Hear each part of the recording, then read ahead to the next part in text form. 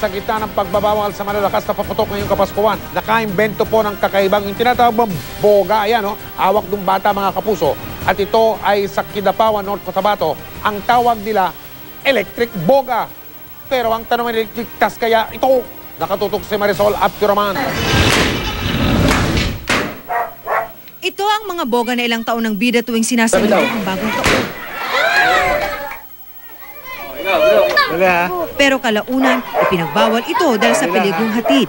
Isinali na ito ng Department of Health sa mga pinagbabawal na paputok.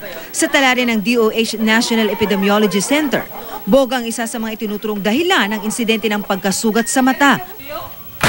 Pero sa Barangay Paco, Kidapawan City, Cotabato, kakaibang boga ang naimbento ng ilang kabataan. Ito ang tinatawag nilang electric boga.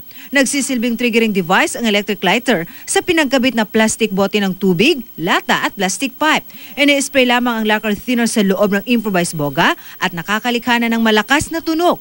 Pero delikado pa rin daw ito ayon sa Kidapawan City Health Office. Itong thinner kasi combustible, delikado ito and sa user at the same time sa mga near the person using it. Flammable material, so delikado, baka masunog yung mga nagagamit nito. Kaya apila ng doktor sa mga kabataan, kung maaari, huwag nang gamitin ang electronic boga para iwas disgrasya. Para naman masigurong ligtas ang binibentang mga paputok sa Bulacan, in-inspeksyon ng Bureau of Fire Protection ang mga paggawa ng paputok sa bayan ng San Rafael at Baliwag. Pasado naman daw ang mga ito. May mga nakhandang pamatay sunog tulad ng tubig at fire extinguisher. Mahigpit din ay pinagbabawal ang paninigarilyo at may fire exit. Marisol Abduraman, nakatuto 24 oras.